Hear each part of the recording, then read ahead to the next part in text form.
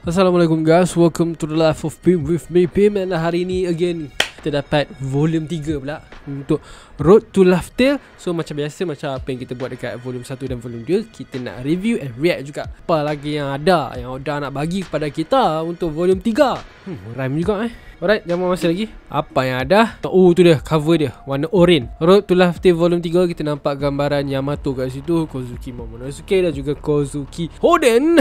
Dan kat sini tulis warna future has finally been written, blah blah blah blah, what lies in store for this country and blah blah blah blah. Let's look back to how hero the final phase of their adventure. Adakah ini kita akan tengok cerita-cerita pasal Wano ke macam mana ni? Sebelum ni kita ada hybrid Kaido untuk second page, and now kita ada hybrid Yamato untuk second page punya cover. So meaning kita akan mungkin dapat sketches lakaran-lakaran awal untuk Yamato lah kot ni. Wow, menarik. One Piece next, kita ada gambar Oden dengan Momo lagi kat situ. One Piece Deep pasal Nika dan juga Joy Boy. One Piece Data kita akan Devil Fruit. Wow, Concept Gallery Treasure. Okay, menarik. Apa Nika dan Joy Boy ni macam betul-betul menarik sebenarnya, tapi aku rasa kemungkinan besar benda sama je lah, tak ada info yang baru lah kot. Alright, so tu dia, smart.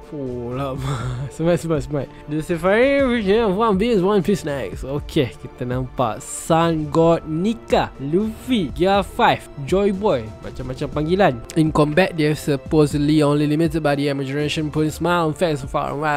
Sun God Nika, the human fruit, model Nika. This mythical Zoan bears the name of the Sun God. Its power overwhelmed Kaido, the world's strongest creature. So yeah, tu dia. An 800-year-long gap between awakenings, when one's mind and body are finally be able to harness 800 tahun 800 tahun akhirnya barulah buah ni awaken. Maksudnya yang terakhir 800 tahun yang lepas, during Void Century. Itu yang orang cakap buah ni sebelum ni milik Joy Boy kan. Joy Boy adalah orang pertama, ataupun mungkin bukan orang pertama, tapi antara orang yang terakhir lah yang menjaya awaken buah Nika ni. Dan orang seterusnya adalah Luffy. Ability dia adalah untuk turn imagination into reality. Yup, Luffy was convinced that he had finally reached the peak of his ability when he discovered his Nika form during his death match with the mighty Kaido. Sebelah ni kita ada gambaran Who's Who masa dia first time cakap pasal sanggup Nika ni. Legendary warrior of liberation, the most ridiculous power in the world, the bizarre ability to rubberize one's surrounding, can even make lightning grabber. Itulah dia. Ni macam apa jugalah yang kita discuss sebelum ni. Banyak betul kebolehan dia, bukan sikit. And bila kita berpegang pula dengan ayat yang boleh ubah imagination untuk reality, maksudnya kuasa dia hanya terhad kepada imajinasi dia saja. Maksudnya apa-apa benda yang Luffy fikir ataupun Luffy nak buat, mungkin boleh. Aku tak nak terlalu confident dengan benda tu, tapi itulah apa yang kita nampak. Tapi kebanyakannya buat masa ni lebih kepada bahagian rubber lah. Maksudnya imagination dia tu limit kepada rubber dia punya ability. Contohnya itulah, macam yalah, kita pelik, dia adalah Zoan, tapi Zoan punya awakening ni dia bukan sepatutnya macam awakening Devil Fruit yang lain kan. Dia sendiri tu dah jadi getah. Dia tu sendiri boleh ubah sekeliling menjadi getah. Bahkan dia boleh ubah benda hidup menjadi getah kan, macam apa yang dibuat dekat Kaido. Ataupun mungkin juga benda yang disentuh lah, apa-apa benda yang disentuh tu boleh jadi getah. And bukan situ saja, efek cartoonish yang ada pada diri dia tu pun macam efek sekeliling juga kan. So macam memang ridiculous power in the world lah. Nika powers are accompanied by an unusual sound. The funny heartbeat seems to be related to the god's power. Itulah dia. Ni satu lagi bunyi gendang tu. Bunyi gendang ni kalau ikutkan kita boleh dapat daripada anime lah, sebab dia bunyi gendang yang sama. Tak silap aku kan, kalau kita tengok daripada dia punya SFX tu, Dum Du Dada tu. Nanti kita check balik lah. Aku tak ingat lah macam mana bunyi dia dekat anime. Tapi itulah, nampak gayanya macam bunyi tu ada efek dia juga. Sebab bila Luffy hilang dia punya mode Gear 5 tu, mode Nika ni, gendang tu macam hilang. And untuk didapatkan balik Gear 5 dia tu, mode Nika tu pun dia macam dia pump balik jantung dia untuk dapatkan balik bunyi gendang tu, bunyi drum of liberation tu kan. So tak tahulah apa kaitan dia macam mana kan. Sebab tu kat sini pun dia tak detail sangat. Dia bukan bagi info yang baru, dia lebih kepada recap sahaja. Fate or coincidence ties to Skypia, a folk song with the same rhythm. Tu dia, as Nika could this be related to the macam-macam pun memang ada related lah Skypia ni. Okay, bagi aku bukanlah benda mengejutkan untuk kita tahu perkaitan dia tu lah kan. Tapi sebenarnya memang cun lah. Sebab kalau kita tengok Skypia ni kan, nak cerita panjang pun susah juga kan. Tapi itulah, kita boleh nampak yang diorang ni pemakaian diorang macam memang ancient time punya pemakaian kan, macam zaman purbakala. And then memang it all ties back kan dengan apa, Chandora kan. Memang dah lama wujud, 1000 tahun yang lepas. Memang daripada zaman Void. Semua ni memang berkaitan dengan Void Century lah kan. Especially bila dah ada pun poneglyph. Poneglyph tu adalah satu bukti yang sangat kuat lah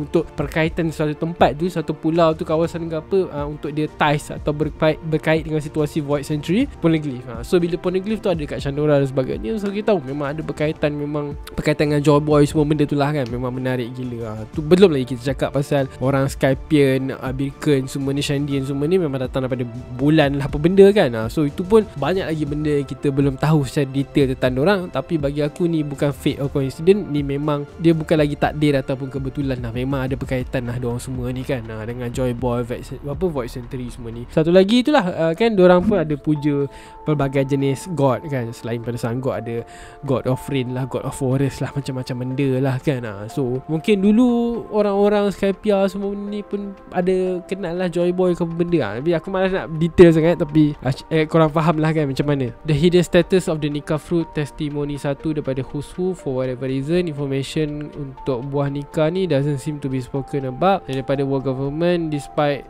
very harsh punishment. Itulah, Who pun macam blur-blur juga sebenarnya tentang buah tu kan. Sebab yelah dia yang ditugaskan untuk menjaga, dan disebabkan dia kehilangan buah tu sampai dia kena buang terus daripada CP kan. So tapi itulah, dia pun sendiri sebenarnya tak tahu sangat, buah tu tak diceritakan sangat.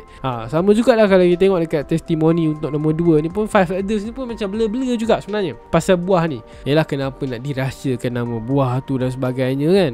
Kalau kita tengok sini, macam si orang tua Gandhi ni pun cakap kan, macam in every era the world government has attempt to recover the gum fruit and not once has it ever succeed for 800 years. Maksudnya dalam 800 tahun yang dulu kan, even government yang sebelum ni, Gorose yang sebelum ni pun, diorang semua pun tak berjaya nak dapatkan buah nikah tu kan. Penambahan diorang sendiri pun ada cakap ibarat macam buah tu sendiri memang pandai mengelak daripada diorang kan. Sebab diorang kata buah Zoan ni ada will dia tu sendiri kan. Dan diorang sendiri pun memang blur gila lah kan pasal dia punya awakening. Yelah, sebab awakening, benda tu dah tak awaken selama 800 tahun kan. So diorang pun mana nak faham sangat kan. Dah 800 tahun bukan sekejap. 800 tu kita boleh cakap pasal 8 keturunan, 8 generasi kan. Memang lama tu. Bahagian bawah ni kita ada Joy Boy pula. Kalau tadi pasal sanggup nikah, lepas tu pasal Joy Boy pula. Ni macam apa, again lah, memang recap saja ni. Kita boleh nampak gambar Robin kat situ. Aku pun tak payah nak baca sangat. Aku tahulah ni pasal first time lah nama Joy Boy disebut. Memang disebut oleh Robin masa dia baca poneglyph yang dekat Fishman Island tu. Lepas tu satu lagi perkabaran tentang Joy Boy, iaitu peninggalan harta dia yang dekat Final Island, dekat Laughtale. Lepas tu kita ada perkaitan Joy Boy dan juga Poseidon. Lepas tu kita ada Momo dan juga Zunesha recognize the nostalgic sound of his comrade. Lepas tu itulah dia gambar Luffy, 800 years without the drums of liberation. Who will answer the prayers of the past and the joy boy of the present. Sorry lah kalau aku go through laju sangat, tapi macam aku cakap lah, kebanyakan ni semua ni recap je lebih kan. Macam dia bukan tak menarik, dia menarik lah. Cuma again, bagi aku ni semua benda macam agak obvious lah untuk kita. Sebab aku lebih suka kalau diorang susun benda ni macam dalam bentuk timeline or something like that lah. Macam menarik lagi lah kalau bagi aku. For now aku rasa semua benda ni agak simple lah. Tapi okey lah, dia boleh jadi sebagai satu bahan bahan rujukan lah sebenarnya untuk orang yang macam lupa. Tapi untuk aku benda macam ni aku memang dah sedia ada, dah buat dah lah kan. So untuk aku tak ada apa sangat lah. Terusnya kita ada itulah dia pasal Devil Fruit, Devils Headed by the Sea, the forbidden fruit of temptation. Ni macam menarik sikit. Aku nak tengok apa benda ni nak cerita ni. Ataupun adakah again recap pasal Devil Fruit. Paramecia types, unique superhuman ability, this classification of fruit power. Okay lah, basically memang explain benda yang sama. Just bagi tahulah tentang apa ciri-ciri buah Paramecia ni. Okay, and buah tu dia. Ni contoh-contoh nama yang ada lah untuk yang makan buah Paramecia. Okay, this is good actually. This is good. Banyak juga lah list dia. Aku tak sure ni adalah list yang complete ataupun tidak. Ni apa ni, Paramecia Awakening. Ni dia cerita pasal Awakening pula. Abilities honed to another level of mastery. At this stage, one can use their power untuk affect, boleh effect lah dekat surrounding diorang, sekeliling diorang, which greatly broaden the scope of ability diorang. Apa benda yang aku boleh explain kat sini, kuasa Paramecia ni dia kuasa yang boleh ubah badan kita ataupun benda lain. Okay, contohnya macam kalau kita tengok kat sini, kuasa Otama, dia tak ada efek kat diri dia kan, daripada Devil Fruit dia tu. Tapi Devil Fruit dia tu boleh efek orang lain. Macam Pika, Pika pun sama.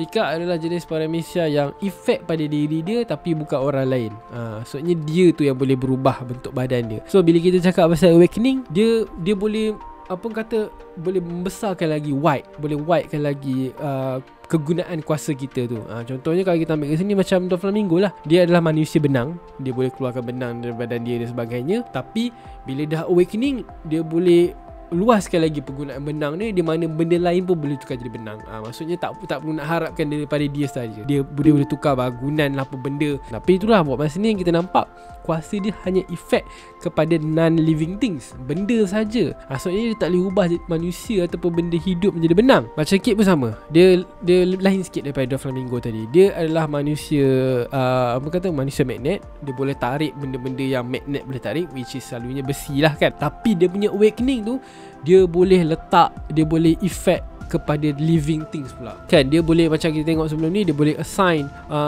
Big Mom untuk jadi macam satu magnet ataupun besi untuk ditarik something. Maksudnya senang cakap, dia boleh apply kepada orang lah. Awakening ni aku rasa benda yang paling senang nak faham tu lah dia boleh besarkan lagi ruang penggunaan kuasa. Dan seterusnya kita ada Logia type. Macam Logia ni dia lebih unik lah.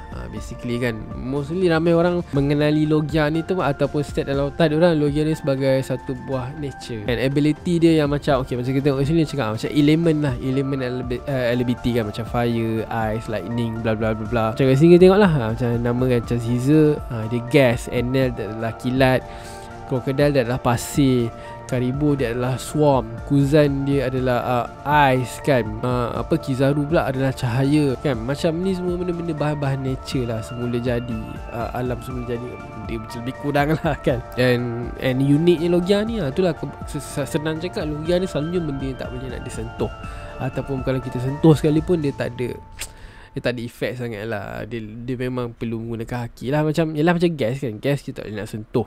Kita mungkin boleh sentuh, tapi kita tak boleh nak bagi satu efek damage kepada dia kan. Macam kilat, macam mana kau nak sentuh kilat. Pasir pun memang kau boleh tumbuk pasir, tapi pasir je lah kau tumbuk kan. Dia benda tu macam tak solid lah. Macam Karibo ni kan, dia swarm kan, swarm fire kan, macam air lah lebih kurang. Macam mana kau nak bagi damage pada air kan. Lepas tu kita ada Zoan types. Ni yang paling menarik sekali lah. Sejak Wano sebelum ni tak siapa pernah kisah pasal Zoan types. Paling kalau dulu mesti orang macam Logia paling best, Paramesa nombor 2, Zoan nombor 3 kan. Tapi sejak kita masuk Arc Wano ni, semua berebut lah nak jadi Zoan sekarang kan. Memang yalah, sebab kita dah nampak banyak gila buah Devil Fruit Zoan yang power kan, yang mythical macam Kaido, Luffy, Yamato dan sebagainya. So ni dengan dinosaur semua benda kan, so macam lagi menarik lah, lagi unik lah. Again kita ada list pemakan dia dan user dia. Selain daripada haiwan-haiwan biasa yang kita tengok tadi, macam kat sini kita ada nampak list macam snake lah, bison lah, giraffe lah, wolf lah, standard lah haiwan biasa kan. Kita juga ada haiwan mitos, mythical, legendary animals, macam itulah. Yamato dia makan Okuchi no Makami, Katarana Nivon dengan dia punya Nine-Tailed Fox, Kaido dengan dia punya Azure Dragon, Marco dengan dia punya Phoenix, Onimaru dengan dia punya Onyundo, Sengoku, Buddha, Orochi, Yamata no Orochi, and Luffy Human Fruit model Nika. Buat sini kita nampak dua orang lah yang mempunyai buah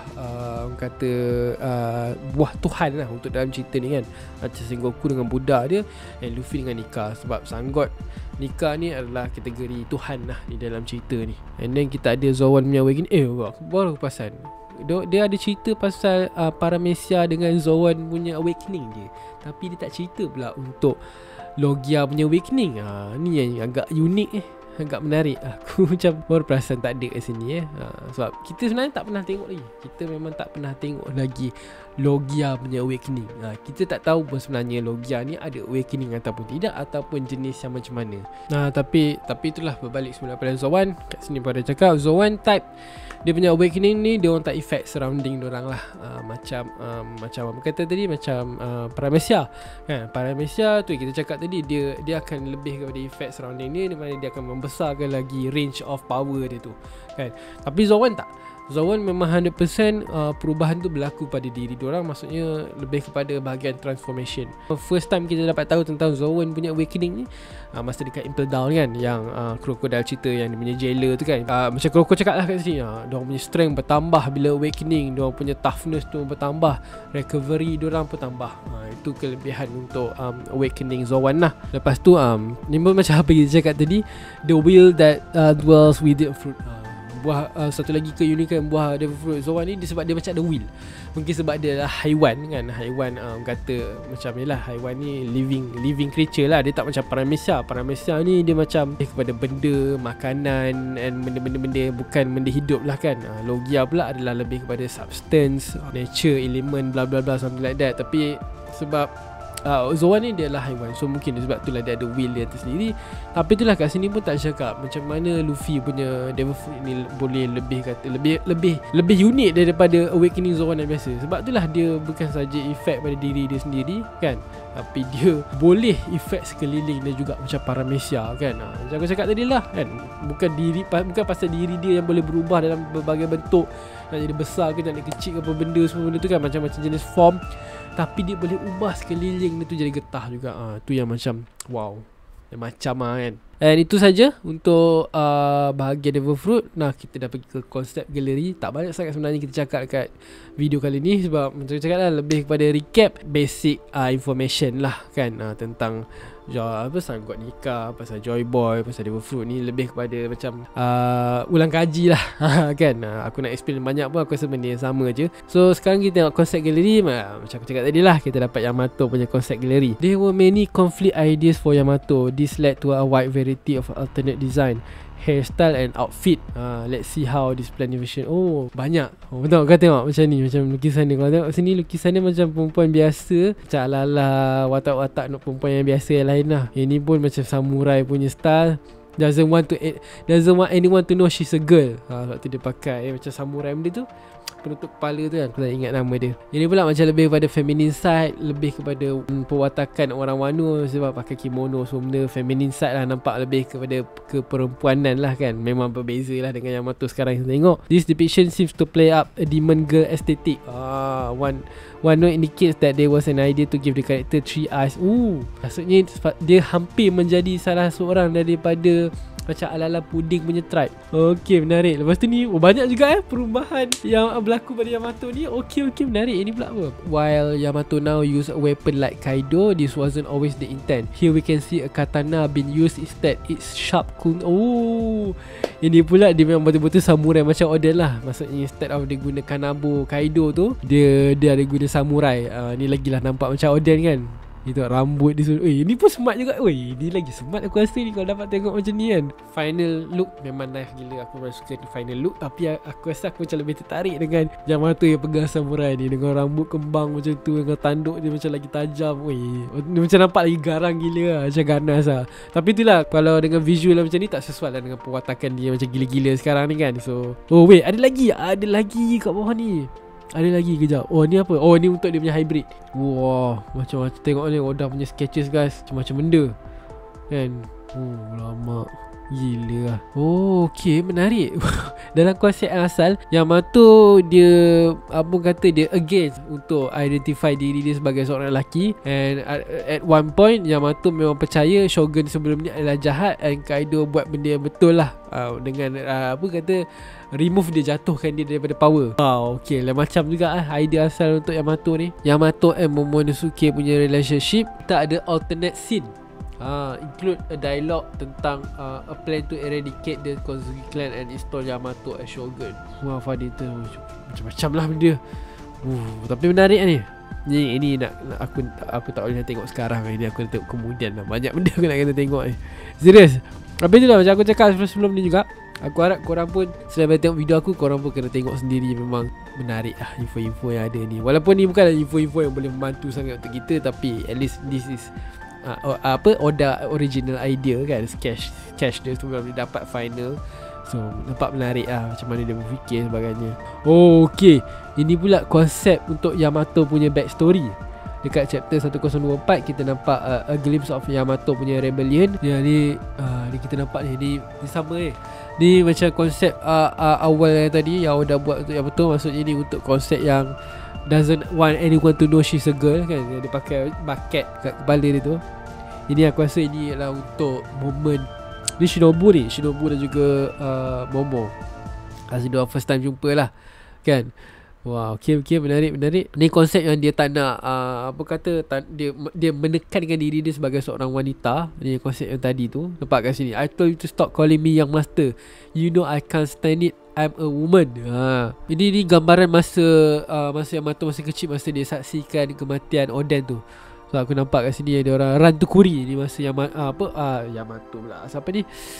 Kinomo dengan yang lain-lain lari lah. So kita nampak kan memang dia ada kat situ kan dia saksi kejadian tu.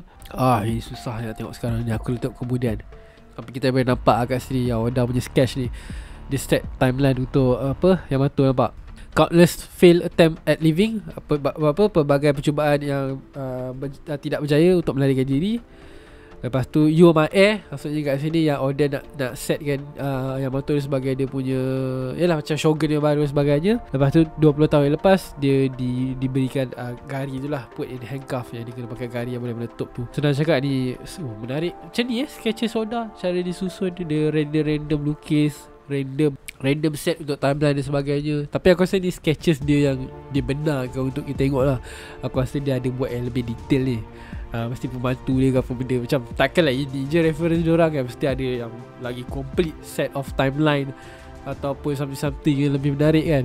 Macam kau tahu, macam kalau kau kelas kan, masa kau student kan, macam buku sekolah, macam buku study kau. Tapi kalau kau ada idea pasal kau conteng lah. Macam tu aku rasa itu. Ini buku conteng dia, tapi dia bukan buku dia betul-betul dia jadikan sebagai reference lah. With so many characters in the mix, Wano can be a little hard to keep track of. Thankfully this handy map lets us win. Oh, okay. Wow, dia macam menarik.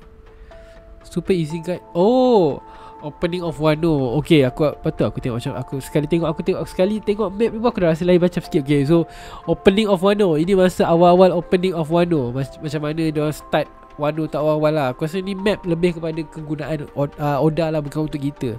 Ni macam mana cara Oda nak set. Sebab yelah banyak gila karakter. Kau tengok kat sini kan, banyak gila karakter yang ada. So yelah kalau Oda tak buat macam ni, mungkin dia boleh boleh lost, boleh side track kan. So dia macam lebih kepada dia punya mind map, peta yang untuk senang dia set karakter ni ada kat mana. Itu kalau kita tengok macam dekat Kuri kan, ada Kinemon, ada Inuarashi masa ni kan, geng-geng Minx masa ni berkumpul. Lepas tu ni lah Big Mom ni pun ni aku nampak, aku tengok first tadi aku dah macam keliru sikit. So masa ni Big Mom hilang ingatan, and masa ni kan dia bawa Momo, Otama, Kiku, Chopper semua nak pergi ke Udon kan. Tu lah dekat Udon pun kita ada muka-muka yang kena penjara, Luffy, Kid, Hyogoro. Ya, ada Raizo semua benda kat situ, Kawamatsu. Lepas tu dekat Hakumai kita ada Zoro yang lawan killer, selamatkan Hiyori. Wow, okay. Itulah dekat Flower Capital pun kita ada muka-muka ni macam Sanji, Brook, Usopp, Frankie, Robin, Kanjuro, Tro pula dah belum. Okay. Yelah ni untuk opening untuk Wano. This map cover Act 1 and 2. There's even info on Zunisha. Ni apa pula? This give us a great summary of events before the Onigashima raid. See the annotation by Marco and Zo which says late arrival. The one by Kishiro alludes to his true identity. Is it equal to... Oh, okay. Oh, betul juga. Oh, okay, faham. Okay, aku dah faham lah. So map yang kita tengok tadi ni, dia basically dia cover daripada Act 1 sampai Act 2 lah. Maksudnya sebelum kita masuk daripada raid untuk ke Onigashima tu. Cuma tu lah kat sini dia dah bagi tahu lah, kita boleh check dekat annotation ni siapa yang akan sampai lambat. Lepas tu kat sini kita ada tulis late arrival kan. Macam Marco kan sampai lewat sikit. Macam Jimmy dia datang masa tengah-tengah, masa dia kat laut tu kan. Nekomamushi, Marco semua pun sama datang lewat. Zunisha lagi lah datang lewat. Okay, so itulah cara susunan cerita lah. Okay. Oh, right. Okay, menarik sebenarnya. The one by Kyoshiro alludes to his true identity. Ini apa maksud dia? Denjiro Kyoshiro, Ryuma story oh, itulah. Dekat Akumai ni pun nampak. Kita tengok macam mana Oda set Akumai ni maksudnya selain daripada dia letak Zoro, Killer, Hiyori kat situ, dia letak dalam note kat situ dia akan ceritakan pasal Ryuma, dia akan cerita pasal Moria. Atau kat sini juga akan cerita pasal Denjiro sebagai Kyoshiro lah. Isn't it cool to see that this key detail will all work out in the very... itulah. Segala susunan Oda ni memang cun lah. Semua benda tu memang berlaku lah. Story, maksudnya okay, aku tak kerti nak explain kat korang lah. Tapi nice lah. Nice gila kot. Aku tak kerti nak explain kat korang, tapi nice gila lah. And itu sajalah, habis lah. Nice. Wow, okay. Macam tu cara Oda. Aku rasa itulah, kita tak akan dapat info yang penambahan info ataupun info baru yang boleh related kepada cerita. Tapi aku rasa selama kita tengok kat volume 1 sampai volume 3 ni, ini semua lebih kepada kita tengok macam mana Oda bekerja lah, macam mana dia punya file kerja dia, macam mana dia punya mind map dia, macam mana dia punya point. Lebih pada tu lah. Yang lain-lain tu mostly recap lah. Aku rasa yang betul-betul menarik kita dapat tengok sketches lah. Macam dapat, aku rasa seronok dapat tengok yang Mato punya idea tadi, macam mana dia berubah. Lepas tu kita dapat tengok map, macam mana Oda set untuk Wano punya map ni kan, apa cerita yang akan berlaku semua benda sebelum perang lagi. Memang nice. Tak tahu macam mana cakap. Memang nice gila lah. Again, aku rasa korang kena tengok sendiri lah. Okay, memang best gila. And scene minggu depan, minggu depan, hari Jumaat minggu depan kita akan dapat chapter baru. So minggu depan juga akan keluar spoiler semua benda. Macam stress balik hidup. And by this weekend for sure kita akan dapat volume 4 pula kan, sebab aku cover lambat sikit. Confirm ada volume 4. Aku tak tahu apa yang akan ada kat volume 4, tapi for now memang best gila lah. So that's it guys, thank you for watching untuk Road to Laugh Tale volume 3. And jangan lupa tekan button subscribe jika berminat dengan channel ni. Help me to reach 20k subscriber. Jangan lupa tekan button like, tekan button share. And I see you guys on the next video. Thank you for watching. Assalamualaikum.